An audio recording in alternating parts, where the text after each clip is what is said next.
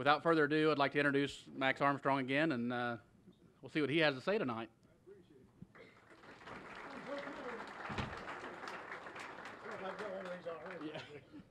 Thanks, Andy. Appreciate it, sir. Good evening, everyone. It's great to be with you. Who's going to be our scorekeeper tonight?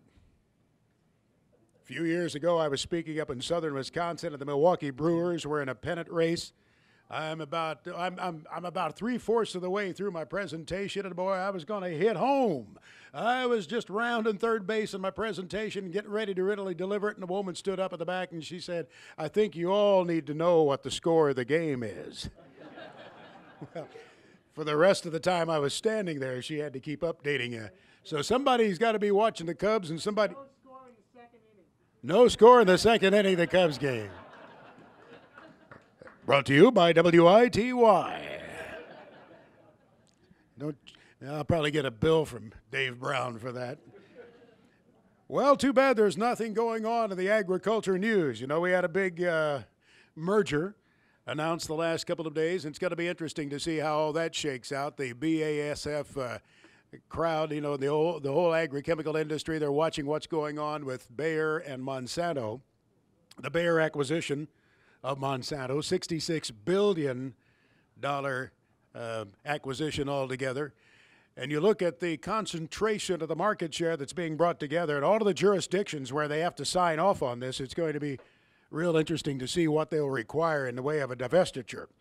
But last night, I guess it was about midnight, I had sent a direct Twitter message to a fellow that I know who's been involved, very much involved in those negotiations between Bayer and Monsanto. And, you know, he said, well, we think we'll have to divest something probably in the area of the seed corn business.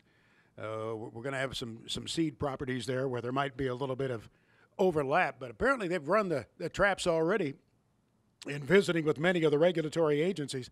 And I think altogether, in terms of antitrust concerns, there's something like 30 different hurdles that they have to clear, but they're working on it. But I came across this graphic. I thought it was kind of interesting.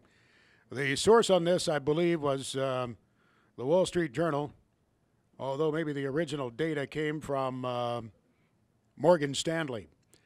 But it shows what the concentration will be. It's a pie chart.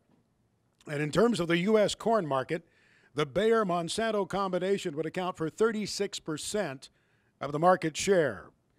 In terms of global herbicides, the two put together would account for 34% of the entire world market. And then you get into global insecticides, the two would account for about 23% altogether. And you put it all together, it's somewhere in the neighborhood of about a third of all of the business and agrochemical and corn seed in the world.